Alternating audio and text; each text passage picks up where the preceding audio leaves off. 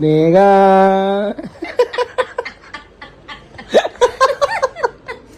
ஸ்னேகா என்ன பண்ற?